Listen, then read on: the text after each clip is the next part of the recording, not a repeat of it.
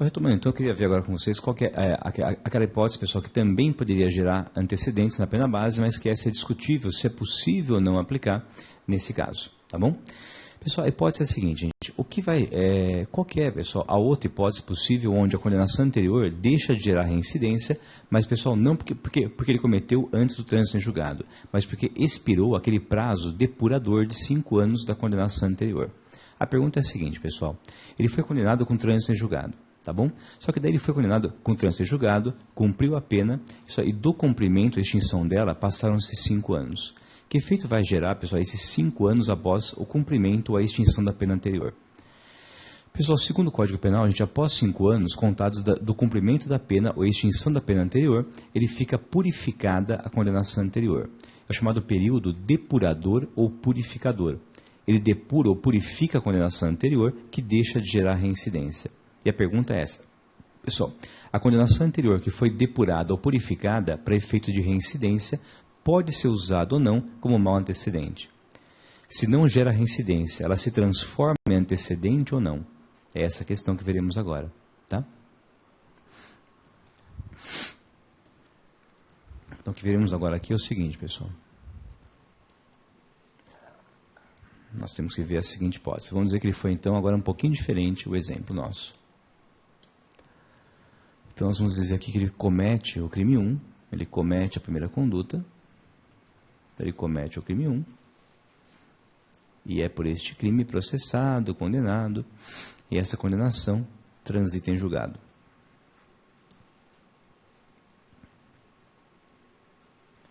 Transita em julgado a condenação penal.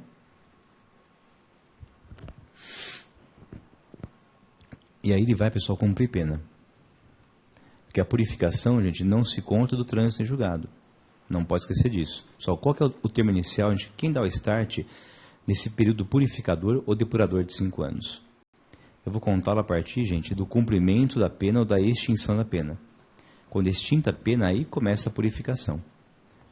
Então aqui ele cumpriu, ó, a pena foi cumprida.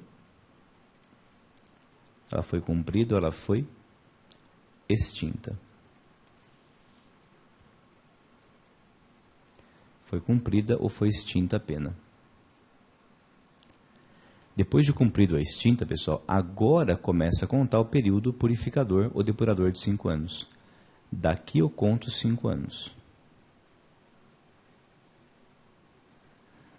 É o que nos fala o artigo 64, inciso 1 do Código Penal. Que ela deixa de gerar reincidência depois de passados 5 anos, mais 5 anos contados da extinção ou do cumprimento da pena. Depois de cumprido a extinta, aí começa a contar a purificação de 5 anos. Por que, pessoal, que não pode contar, gente, os 5 anos do trânsito em julgado, e sim do seu cumprimento da pena ou extinção da pena? Porque senão, pessoal, imagina que coisa absurda. Vamos dizer que a pena dele seja 30 anos ou 20 anos, tá? Pessoal, se a pena é 20 anos, o cara está cumprindo 20 anos de pena.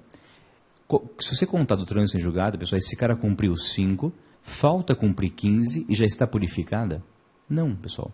Quando você pode pensar em purificar, gente?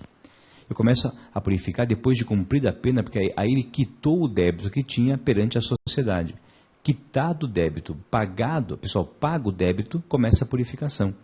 Eu purifico quem está quites. Tá ok, pessoal? Quem está quitado, quem está pago. Depois de ele, entre aspas, pagar a pena, tá bom? Pessoal, quitado o débito social dele, agora começa a purificação. Mas começa após cumprido ou extinta a pena. Eu não posso contar a purificação enquanto ele está cumprindo a pena, gente. Eu não posso purificar o que nem foi cumprido. Essa é a ideia. Senão, a pena do cara é 20 anos, ele cumpre 5 e já está purificado? Não. Falta cumprir 15. Eu não posso purificar o que nem foi pago. Tá joia? Essa é a ideia. Beleza? Só é igual o SCPC. Ele não pode sair do cadastro negativo enquanto ele não pagar o débito. Tá ok? Ele está devendo, então ele ainda não tem purificação. Quando ele quitar o débito social, beleza. Cumpriu a pena? Cumpriu. A minha parte, eu não devo mais nada para a justiça penal ou para a sociedade. Se não deve mais nada, começa a ficar purificado. E vai se purificando progressivamente até dar 5 anos, ele volta a ser primário. Tá joia?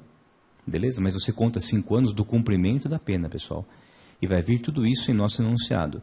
Transitou em julgado no dia tal e a pena foi cumprida ou declarada extinta no dia tal. Quando cumprida ou extinta, dali eu conto 5 anos. Ok? Só é montar na prova, a gente montar essa linha do tempo. Não faz de cabeça, pessoal, monta a linha. Porque isso na prova, a gente é muita data, tá bom? É muita coisa na cabeça, tá bom? Nós faremos na prova isso aqui, ó, essas linhazinhas. Só que daí ele te fala, gente, que o crime que você está julgando na sentença, o crime sob julgamento, ele foi praticado aqui, ó. Depois de já purificado, ó, depois de já recuperado a primariedade, porque ele voltou a ser primário, tá bom? Depois de voltar a ser primário, ele comete o crime 2. Ele comete o crime 2, aqui, ó. E nós estamos, pessoal, na sentença que vai julgar o crime 2, ó. Estamos nessa sentença. Aí você montou essa linha do tempo todinha e vê que ele tem condenação anterior, só que já purificada. Só se está purificada, a reincidência não pode ser.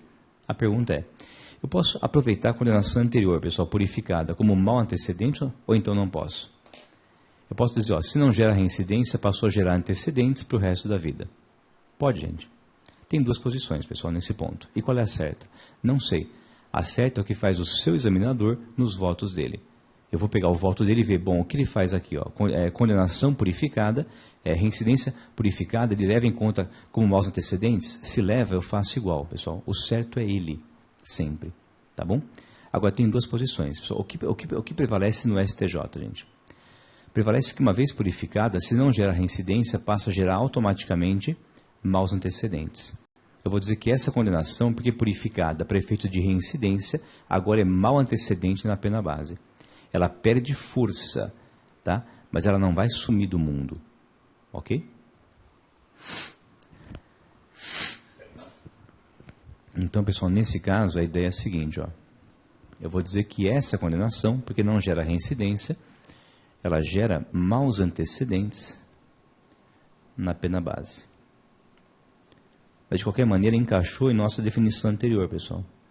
O que eu falei é para vocês que era antecedente. Condenação anterior com trânsito julgado que não gera reincidência. E essa não gera porque já purificada pelo período depurador de 5 anos. Se deixou de gerar reincidência, passa a gerar automaticamente maus antecedentes. Tá claro? Beleza, pessoal? Isso que prevalece no STJ, ok? A condenação anterior que não gerar reincidência vira maus antecedentes na pena base. Certo? Qual que é, pessoal, a outra posição para esse caso, gente? A outra posição, pessoal, sustenta e chegou ao STF, inclusive, tá? Só chegou ao Supremo a seguinte questão. Se você disser, pessoal, que a condenação anterior purificada, ela vai gerar antecedentes, você está atribuindo a essa pena anterior o quê, pessoal? Eu estou atribuindo caráter perpétuo. Isso seria inconstitucional. Esse é o problema, gente. Imagine esse cara que cometeu um crime aos 18 anos de idade, pessoal, cumpriu a pena com 18 anos de idade. Tá? Aos 90 ele vai dirigir um carro, tá ok, pessoal? Ele vai, já está, né, velhinho, então, ele por uma imprudência, então, negligência, ele vai atropelar alguém e comete uma lesão culposa na direção de veículo automotor. O que vai fazer o juiz na sentença condenatória? Ele vai olhar para trás e dizer, o senhor tem condenação anterior com trânsito em julgado? Ele fala, nem lembro, excelência. Tá? Faz tanto tempo que eu já não lembro. Faz quase 70 anos. Pessoal, veja, do crime anterior. Aí o juiz vai lá e vê, tem sim, ó. Condenação anterior, aos 18 anos de idade, cumpriu a pena. Já foi purificada. E quase 70 anos depois ainda gera antecedente. Só isso é você atribuir efeito perpétuo à condenação anterior. Até morrer, ela vai gerar maus antecedentes. Seria inconstitucional. Tá bom? Por isso não poderia. Eu não posso gerar antecedentes eternos, pessoal. Tá joia? Agora, isso não cola no STJ, pessoal. Para o STJ, a tecla dane-se. Condenação anterior com trânsito julgado, se não gerar reincidência, alguma coisa gera. De graça não fica, são maus antecedentes. Ok? E o argumento, pessoal, para quem diz que também que não pode gerar mais nada, é o seguinte. Pessoal, olha só, quem é mais forte? A reincidência ou são os antecedentes? Sua reincidência é muito mais rigorosa. Porque a reincidência vai gerar agravante, vai gerar regime inicial fechado mais tarde, veremos. Tá? Pessoal, como que pode os 5 anos desse período purificador ou então depurador, como podem os 5 anos purificar a reincidência, que é o mais, e não o antecedente, que é o menos? Quer dizer, purificou a mancha grande e a mancha pequena não? Só que solvente é esse que lava o manchão e não lava a manchinha. Se purificou a reincidência, que é o mais, purificou o antecedente, que é o menos. Ele ficou completamente purificado após os 5 anos. Tá bom? Não teria lógica purificar a reincidência e ainda gerar antecedente. O pior purificou e o menos pior não. Tá? Quem purifica o mais, purifica o menos com maior razão ou a forciore. Tá joia? Só que, pessoal, isso é a posição de quem entende que não gera mais nada após os 5 anos. Aí, para essa posição, passou os 5, ele volta a ser virgem imaculado. Primário e imaculado. Ele deu um selinho só, mais nada. Mas está purinho. Tá ok? Nem antecedente geraria. Se purificar da reincidência, purificou completo, purificou geral, ele volta a ser imaculado. Só que essa posição não cola no STJ, gente. Tá bom?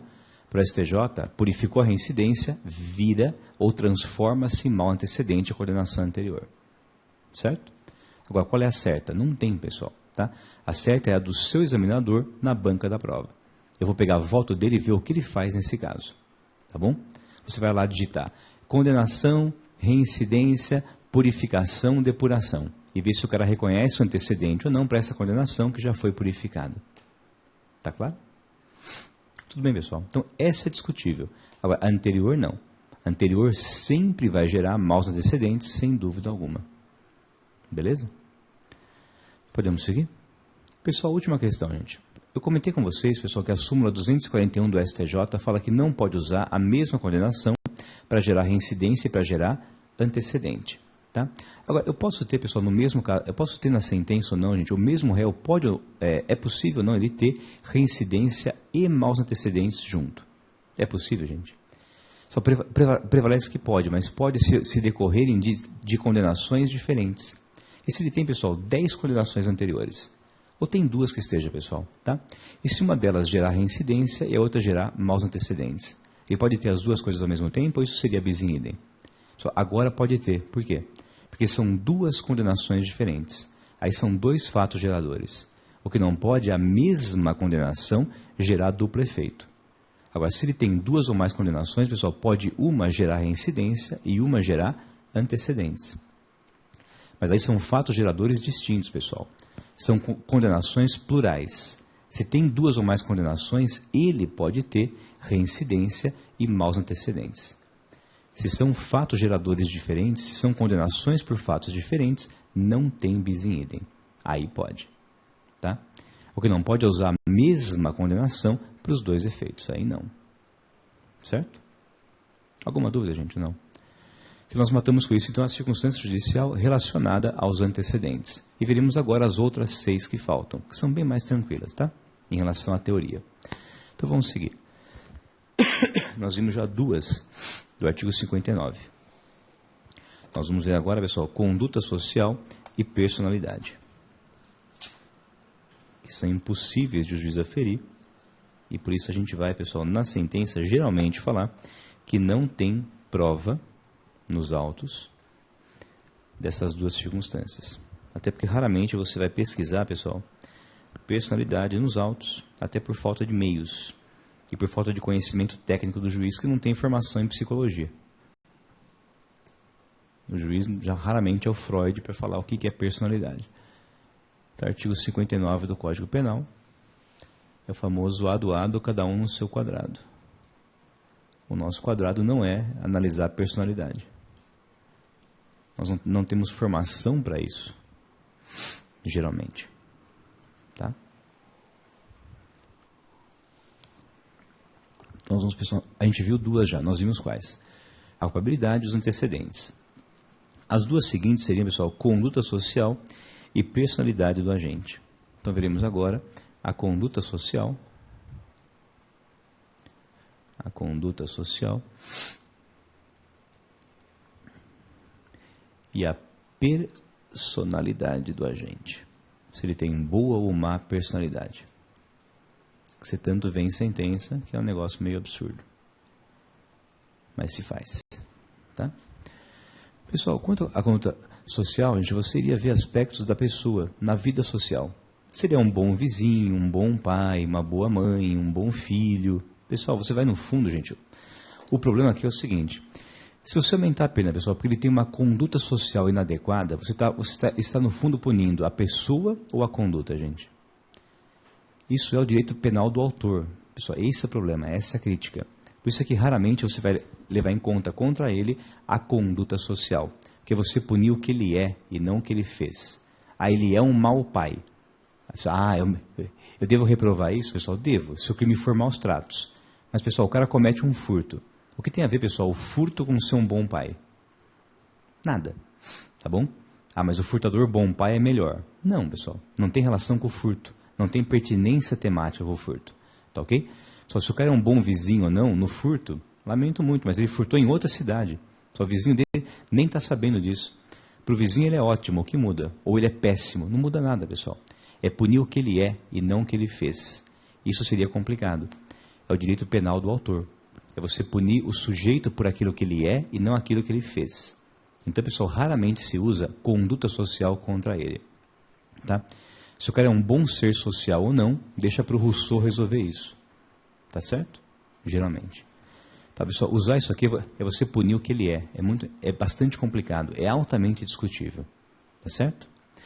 E, pessoal, o que vai entrar em personalidade? Aqui, gente, muita gente usa isso aqui falando o seguinte, ele tem uma personalidade voltada para o crime, porque ele tem vários inquéritos policiais. Isso demonstra, embora não tenha antecedentes, mas ele tem uma má personalidade. Pessoal, alguns autores, gente, tentam burlar a súmula 444. Eles falam assim, tem muito inquérito? Tem, mas antecedente não é, porque ele é presumidamente inocente. Antecedente não tem, mas tem má personalidade. Eu vou aumentar a pena porque tem má personalidade ou personalidade voltada para o crime. Pessoal, ele só trocou o nome. Ele tirou antecedentes e colocou personalidade. Ele usou o fato ter inquérito contra ele. Pode fazer isso, gente? Pela súmula, pode? Não, pessoal. O que fala a súmula? Que eu até frisei com vocês. Ela fala que não pode aumentar a pena base por ter inquérito. Ele não fala de antecedente. Ele fala pena base inteira. Para quê, pessoal? Para evitar essa burla de transformar antecedente em personalidade. Mudou o nome, pode? Não.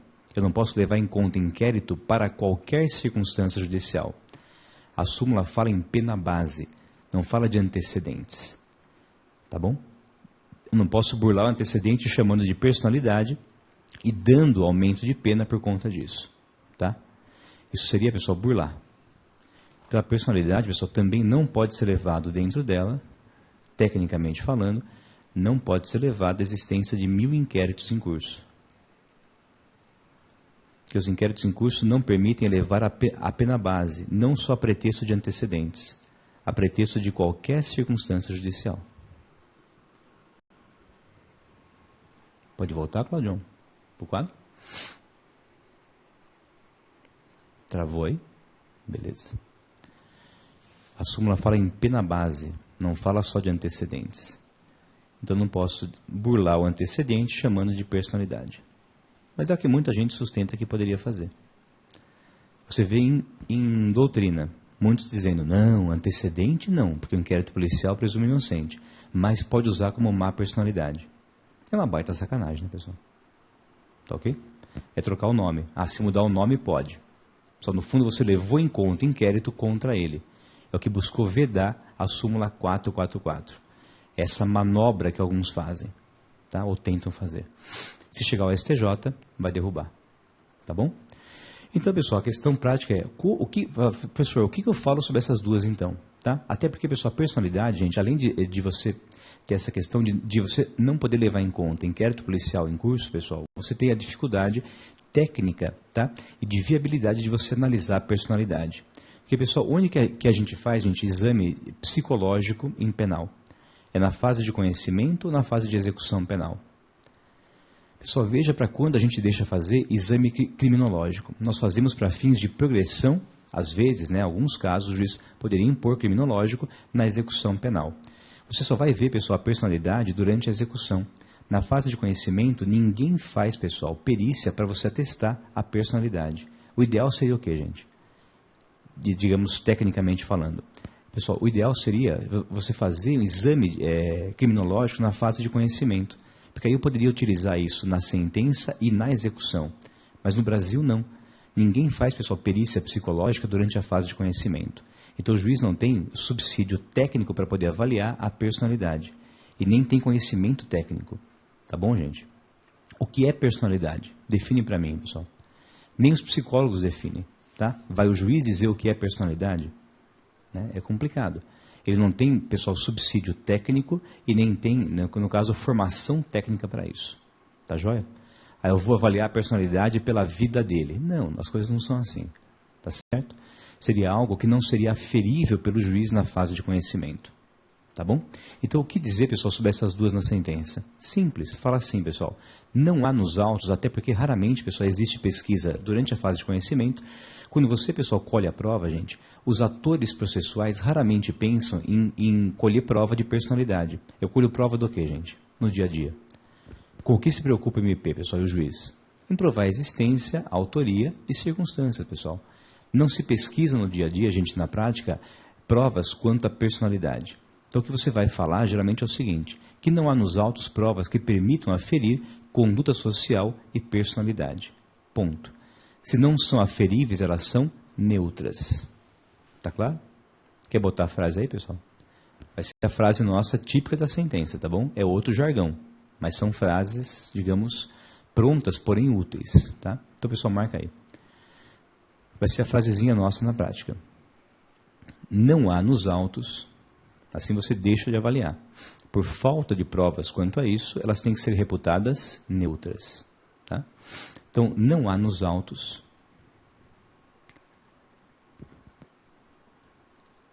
provas que permitam, né? Aliás, pessoal, perdão, põe aí, não há nos autos elementos de convicção, não há nos autos elementos de convicção que permitam aferir a conduta social e a personalidade do agente.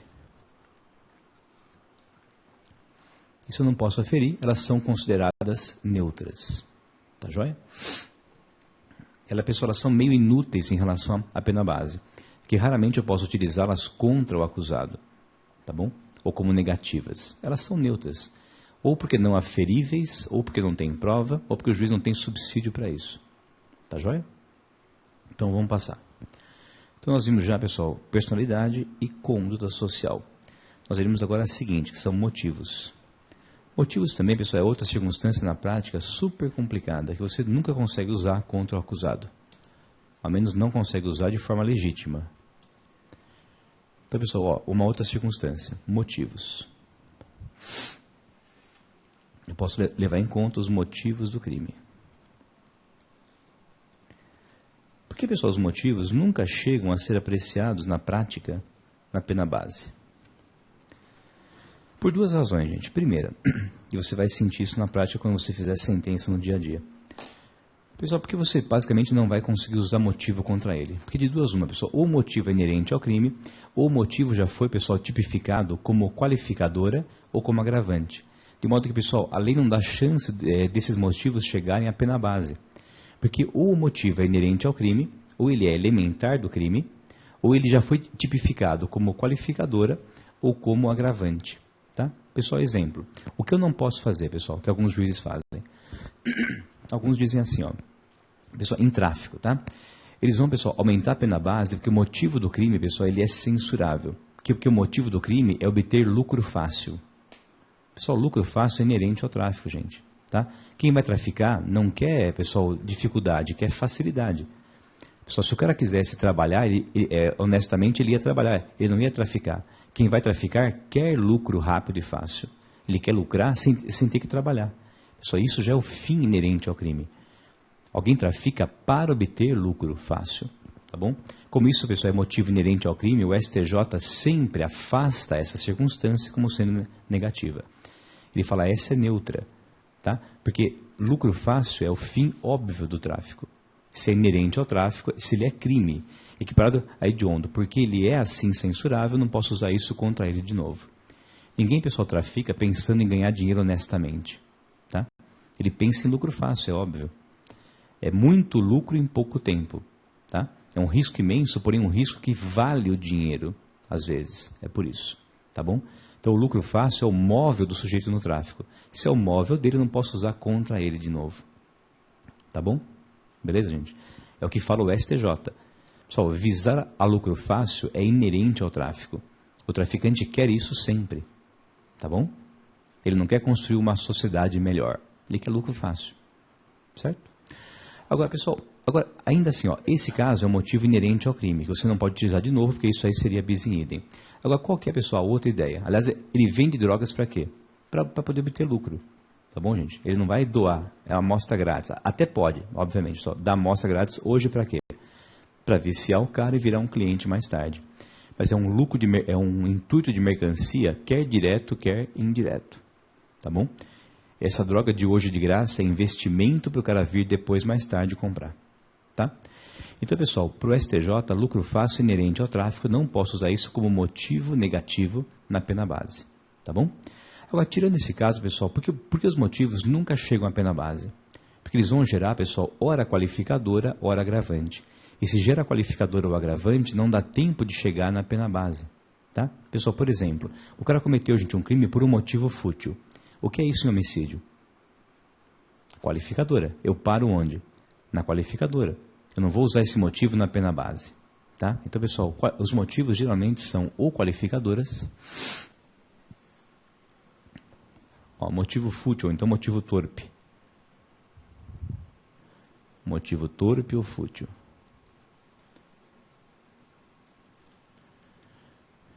Se for, pessoal, esse o motivo, em homicídio você usaria onde? Então, se fosse homicídio, você usaria como qualificadora. Esses motivos são qualificadoras do homicídio. Então, se for homicídio, ele pode gerar qualificadora. Por exemplo, no homicídio, artigo 121, parágrafo 2º, inciso, o torpe é o 1. Inciso 1. É o torpe e o fútil. Não, o torpe é 1 e o fútil é o 2. Eu pus os dois na lousa. Incisos 1 e 2. Então ele pode ser qualificadora a exemplo do homicídio. E se for, pessoal, motivo fútil ou torpe em outros crimes quaisquer, pessoal? Em outros gera, no mínimo, agravante legal. Olha o que vai dizer o artigo 61 do CP, gente. 61, 2A. Para quem não for qualificadora, ele vai ser agravante. E se agravante genérica, se aplica a todos os crimes, pessoal. O motivo fútil e torpe sempre para em agravante, nunca chega na pena base. Do artigo 61 do CP, inciso 2, a linha A. Mas é motivo torpe ou fútil? Beleza, é agravante legal. Se é agravante, você vai aplicar na fase 2, não chega na pena base. É por isso. Então, pessoal, na prática, você nunca consegue utilizar motivo na pena base. Ou porque você já utilizou como qualificadora no homicídio, ou já utilizou como agravante genérica a todos os crimes em geral. A lei, pessoal, acaba parando, bloqueando o motivo em agravante. Nunca chega na pena base. Porque elas são residuais, é por isso. Tá claro? Tranquilo, gente? Por que é importante isso daqui? Porque você, pessoal, na prova de sentença, foque no que pode ser trabalhado, naquilo que pode ser manipulado, que geralmente é a circunstância da culpabilidade e dos antecedentes. Raramente você vai, pessoal, trabalhar conduta social, personalidade e motivos. Eles são meio que 3 circunstâncias sempre neutras no dia a dia. Tá? Se usadas adequadamente, pessoal. Se não for inventar, né? Ele tem má personalidade. Com base em quê? Ah, porque eu acho que ele é um bandido. Ok, tá? Eu, juiz, é uma coisa. Achar, pessoal. Eu, pessoa, é uma coisa. Eu, juiz, não posso declarar isso daí na sentença. Eu represento o Estado. Eu não posso, em nome do Estado, dizer, olha, eu acho que ele é mau. Não. Tem prova? Não. Ok? Tranquilo, pessoal? Sim? Então, vimos, ó, essas 3 não são úteis na prática. Ou porque não aferíveis, ou porque os motivos param em qualificadora ou param em agravante. E não chega na pena base, que sempre é circunstância residual. Ok? Vamos ver então o próximo. que pode ser importante para nós, que pode ser mais útil, né? Então, ele fala de motivos e depois, pessoal, circunstâncias e consequências. Essas duas são bacanas, se bem utilizadas. Em alguns crimes eu posso utilizar, interessante. Então, nós vimos motivo para seguir a sequência. Agora vem circunstâncias e consequências. Posso trocar o quadro? Então, vamos continuar com o artigo 59 do Código Penal, vendo circunstâncias do crime, que é uma outra circunstância judicial que informa a pena base. Ele manda olhar as circunstâncias do crime e manda também olhar as consequências. Circunstâncias e consequências. Nós estamos quase acabando aqui a fundamentação das circunstâncias judiciais.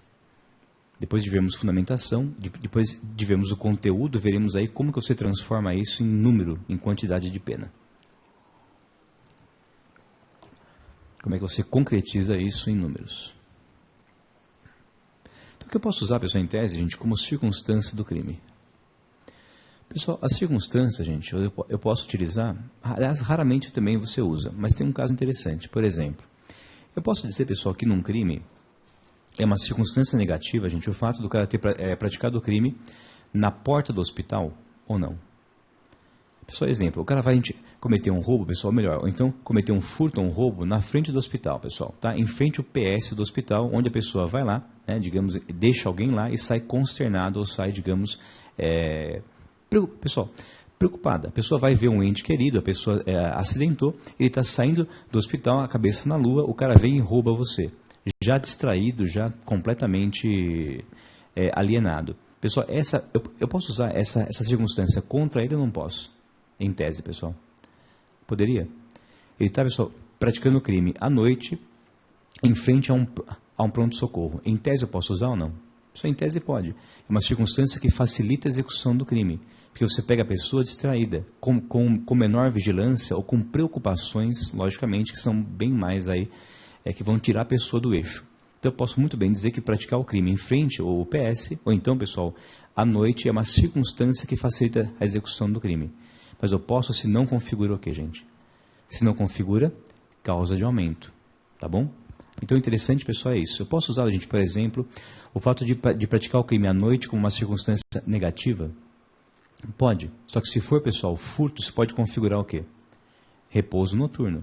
Aí é uma causa de aumento de pena. Agora, em roubo. Pessoal, veja. Eu posso dizer que o roubo à noite, gente, ele é mais censurável? Que praticá-lo à noite é uma circunstância que vai torná-lo mais reprovável? Roubo à noite.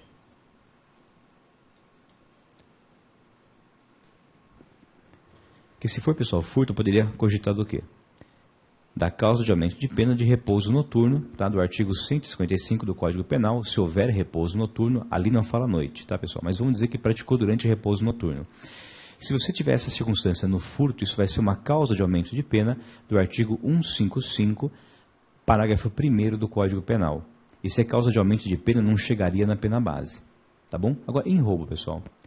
No roubo, a gente não é qualificadora, não é causa de aumento de pena praticá-lo à noite. Eu poderia, em tese, utilizar, embora ninguém use na prática, pessoal. Tá? Mas eu poderia, em tese, cogitar de que o roubo praticado durante a noite ele é uma circunstância negativa que eu posso elevar a pena base? Até pode, por quê, pessoal? À noite a vigilância é menor, tem menos policiamento. Tá, pessoal? É a mesma lógica do furto durante repouso noturno. A menor vigilância facilita o crime. É que a menor vigilância no furto já foi tipificada como causa de aumento. No roubo não foi, pessoal. Então eu posso muito bem usar a ideia do repouso noturno do furto no roubo? Pode. Mas no roubo como, pessoal? É saber como usar. Que pode. Pessoal, sabendo fazer em sentença não tem erro. Tá? É que se eu for usar no furto, eu vou ter que usar como repouso noturno vira causa especial de aumento. Aumenta de 1/3. Se eu quiser usar, pessoal, repouso noturno em roubo, eu posso? Posso, mas como circunstância judicial. É uma circunstância negativa porque facilita a consecução do crime a menor vigilância. É que no roubo ficaria como pena base. No furto ficaria como causa de aumento na fase 3 de dosimetria da pena. Tá joia? Porque, pessoal, veja, a ratio é a mesma. São crimes contra o patrimônio, tá? E são praticados durante repouso noturno. É que no furto a lei elegeu isso de tão importante que é como causa de aumento especial. No roubo, não. Como no roubo não foi eleita como uma causa de aumento, eu, juiz, posso usar como circunstância judicial na pena base. No roubo seria residual. No furto é causa de aumento. E aí a causa de aumento prefere, não deixa chegar na pena base. É que, pessoal, não se usa na prática, tá? Mas se quiser usar, pode? Pode. É super plausível. O que justifica o aumento do furto também justifica o aumento do roubo. Mas no roubo como circunstância judicial. Tá? Beleza? Mas, pessoal, também é raro utilizar, tá bom? Mas que pode, pode. Não tem problema. Certinho? Então, vamos lá. Vamos seguir. Pessoal, consequências. Importante isso, tá? Nós vamos ver agora consequências, que essa vai ter um uso interessante no crime de roubo. Pessoal, quantas consequências? A primeira coisa é o que você não pode fazer, tá? É os erros que você não pode cometer nesse ponto. Qual é, pessoal, que é um erro comum, tá, de fazer? É usar a consequência que é inerente ao crime, pessoal, como circunstância negativa na pena base. Exemplo. Eu posso dizer, pessoal, que o roubo gerou desfalque, a consequência de desfalque patrimonial, e isso é negativo na pena base? Pessoal, não pode, porque o furto ou o roubo são crimes contra o patrimônio. O desfalque patrimonial, pessoal, a perda patrimonial é inerente ao crime. É uma consequência já considerada no crime. O que é inerente a ele não pode justificar o aumento da pena base pelo mesmo motivo. Tá ok? Então, pessoal, não pode levar em conta a consequência que é natural do crime. O que é inerente a ele não pode gerar bis in idem. Tá? Então, pessoal, você nunca pode falar que é uma consequência negativa na pena base a perda patrimonial no furto. Tá? Como também não pode dizer, pessoal, que a morte da pessoa, que a perda do ente querido é consequência negativa do homicídio. Porque, pessoal, matar supõe perder alguém. Tá ok?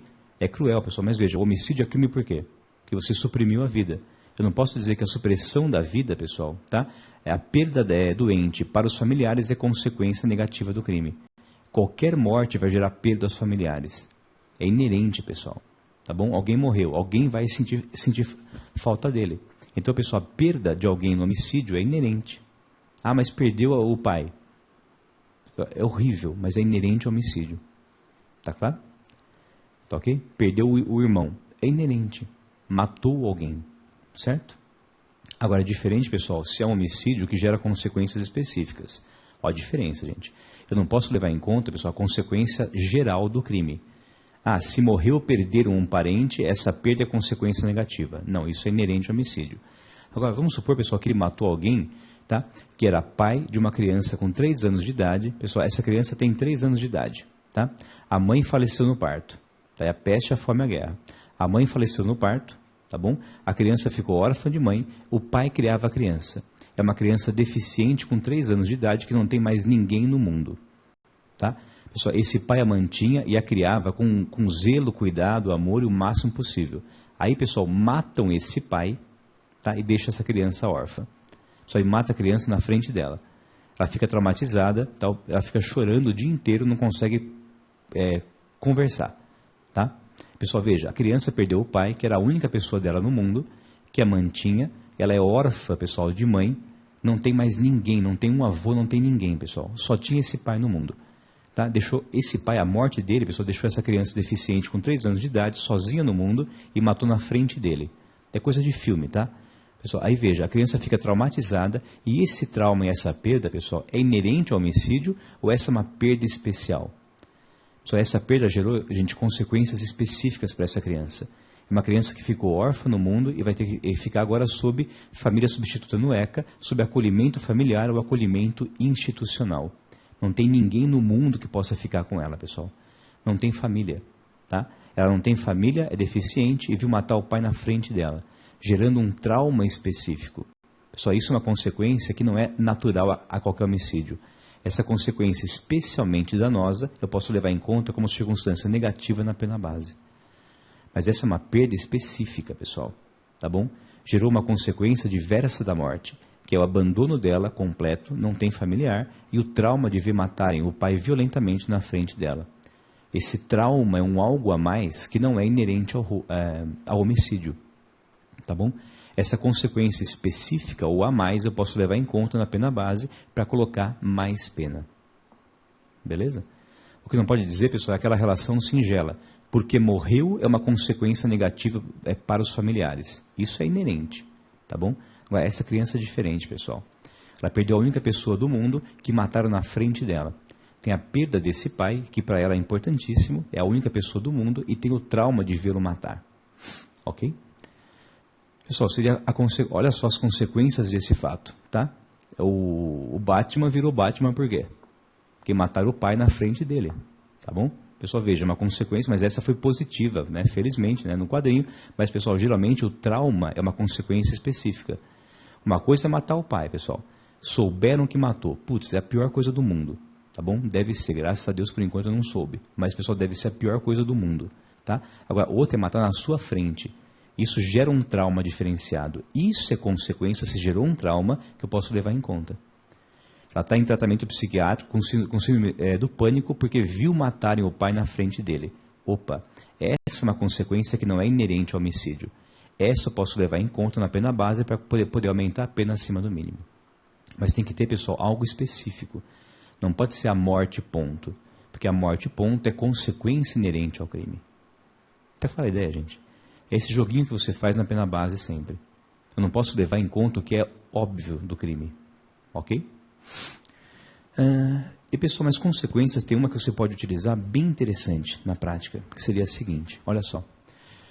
Como, pessoal, que a lei prevê, gente, olha como que a lei define o roubo qualificado por lesão. Pessoal, vejam como é que é o roubo qualificado por lesão grave. Esse é um caso bem interessante, onde você poderia diferenciar as consequências do crime na pena base, sem fazer bis in idem, de forma adequada. Olha só. Vamos, pessoal, recordar como é que a lei prevê, gente, o roubo qualificado por lesão grave. Ó, ele fala em roubo qualificado pelo resultado, lesão grave. Se do roubo decorrer, pessoal, lesão grave, olha o que vai dizer o artigo 157, parágrafo 3º do Código Penal. Estamos vendo o Código Penal, artigo 157, parágrafo 3º, primeira parte. Que a segunda parte é o evento morte. A segunda parte é o latrocínio. Eu quero ver com vocês a primeira parte. Ele fala, se da violência resulta lesão grave, pena 7 a 15 anos. Ele vai dizer, pessoal, que a pena é 7 a 15, quando da violência do roubo decorre lesão grave. Portanto, isso é uma qualificadora. Ele vai trazer uma pena autônoma para o resultado lesão grave. O roubo simples é 4 a 10. Com lesão grave é 7 a 15. Isso é uma qualificadora. Tá? Só que, pessoal, o Código Penal fala que se houver, gente, lesão grave é 7 a 15 anos. Mas quando ele fala grave, abrange qual, gente? A grave abrange, pessoal, a do artigo 129, parágrafos 1º e 2º. Abrange a grave também a gravíssima. Porque, pessoal, o Código Penal, gente, na lei, ele não vai diferenciar em grave e gravíssima. O Código Penal fala grave. E aí tem a do parágrafo 1º e a do 2º, ele chama ambas de grave. Como são, pessoal, ambas graves com penas diferentes, a doutrina chamou de lesão gravíssima, a do parágrafo 2º. Só que nesse caso, gente, como o roubo fala em lesão grave, abrange quais? Abrange a grave e a gravíssima. Só que ele, pessoal, igualou na mesma pena as duas. Eu posso dizer, pessoal, que as duas são consequências de mesma intensidade ou não? Porque, pessoal, na grave, lá em lesão corporal, pessoal, se você vira lesão autônoma, gente, na lesão, a grave, a pena é 1 a 5. Na gravíssima é 2 a 8. Isso já prova o quê, gente? Que elas têm gravidades diferentes. Elas são consequências diferentes. Só que no roubo ele vai igualar as duas na mesma pena abstrata. Pessoal, como é que você vai, gente, enquanto juiz, desigualar o que a lei igualou indevidamente? Eu não posso dizer, pessoal, que tanto a grave quanto a gravíssima partam de 7 anos. Que seria você igualar a grave à gravíssima. Coisa que a lei mesma desiguala quando trata de lesão corporal. É que, pessoal, no roubo, aqueles resultados agravadores foram fundidos na mesma qualificadora. Só que ele fundiu na mesma pena coisas diferentes. Eu posso fazer o quê, pessoal? Eu posso diferenciar o que a lei igualou indevidamente. Tá? Eu faria como nesse caso? Eu vou dizer, olha, Se for qualificado, pessoal, por um resultado que gere lesão grave, ó, se a lesão grave for aquela, eu vou dizer o seguinte, ó, se a lesão grave foi alguma daquelas do artigo 129, parágrafo 1º, que é a grave. Pessoal, se o resultado qualificador, gente, lá na lesão em seja grave, essa aqui eu vou partir de 7 anos, pessoal. Essa não posso usar, gente, contra ele. Por quê? Porque essa gerou a qualificadora. Então, pessoal, o resultado de lesão grave, pessoal, a grave do parágrafo 1º, são resultados que geram a qualificadora. Essa não posso usar contra ele de novo, que isso seria bis in idem. O fato de ter gerado lesão grave, a grave, pessoal, a grave comum já é inerente à qualificadora. Agora, e se quem qualificou foi a lesão gravíssima, que é mais intensa ainda? Aí eu posso dizer o seguinte, olha, se for gravíssima, essa é a consequência mais intensa do que a inerente à qualificadora. O que vai além daquilo que é inerente permite aumentar a pena além do mínimo. Eu vou dizer assim, ó. Então, essa aqui eu não posso usar contra ele. Agora, se quem qualificou foram resultados da lesão gravíssima, se quem qualificou o roubo foram resultados do artigo 129, parágrafo 2º, que o 2º prevê a gravíssima, pessoal. Se quem qualificou o roubo foi um resultado do parágrafo 2º, que induz a gravíssima, essa eu posso dizer o quê? Eu vou dizer que, olha, como essa é do parágrafo 2º, essa é mais grave ou mais intensa, é uma consequência, pessoal, mais intensa do que as do parágrafo 1º. Se é mais intenso, eu falo o quê, gente? Eu vou dizer, a qualificadora decorreu de lesão que no Código Penal é considerada gravíssima. Se a lesão do parágrafo 2º, essa é mais intensa do que aquela que seria natural da qualificadora. O que é mais intenso do que o inerente à qualificadora permite elevar a pena base acima do mínimo. Eu vou dizer, olha, a consequência é do parágrafo 2º. A do parágrafo 2º é mais grave, justifica o aumento da pena base acima do mínimo. A do parágrafo 1º é inerente à qualificadora. A do parágrafo 2º do artigo 129 é mais grave. Se é mais intensa, mais pena. Tá? Pessoal, gente, ó, vamos dizer aqui, pessoal, exemplo, tá? Qual que é, gente, um dos resultados que vão gerar lesão grave? É você acelerar o parto, pessoal. Só se acelera o parto, é lesão grave. Se gera abortamento, é lesão gravíssima. Eu posso, pessoal, comparar as duas hipóteses, gente, aplicar para os dois casos a mesma pena? Ele foi roubar a mulher, pessoal, e esse roubo acelerou o parto dela, tá bom? Isso vai ser o quê, gente? Roubo qualificado por uma lesão que seria grave. Só outro roubo gera abortamento. Eu posso comparar as duas hipóteses, gente? As duas é 7 anos. Não. Eu vou dizer, se gerou abortamento, opa, é um resultado que geraria lesão gravíssima e não grave. Esse vai além do que é inerente à qualificadora. O que vai além é uma circunstância negativa, é uma consequência especialmente negativa, eleva a pena base acima do mínimo. Tá claro? Na pena base é que você vai desigualar o que a lei submeteu à mesma pena abstrata. Mas eu vou desigualar em concreto, já que no plano abstrato a lei nivelou as duas. Tá bom? Tá clara a ideia, gente? Ou não? Mesmo? Para todos? E com isso a gente, pessoal, praticamente encerrou, tá? E aqui eu posso usar por quê, pessoal? Isso não é bis in idem. Eu não estou dizendo que eu vou aumentar a pena base porque gerou lesão grave. Só a lesão grave é inerente à qualificadora. É quem gerou a qualificadora.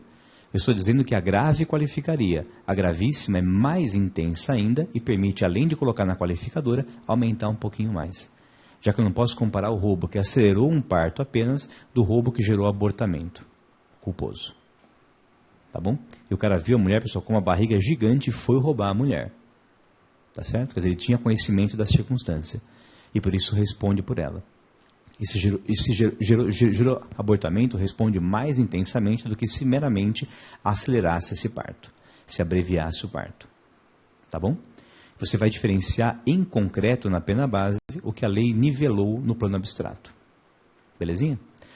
Pessoal, veremos após o intervalo, então, a última circunstância que seria o comportamento da vítima. Que raramente também, pessoal, que você não pode usar, porque você não pode punir o sujeito por um comportamento que é alheio. Tá joia? Então, no fundo, não tem efeito prático, veremos após o intervalo, a circunstância chamada comportamento da vítima. Não posso dizer, pessoal, que a vítima, no caso, tá? Que o comportamento dela, no caso, eu vou punir o acusado porque a vítima se comportou A ou B. Eu não posso punir alguém por um comportamento que lhe é alheio.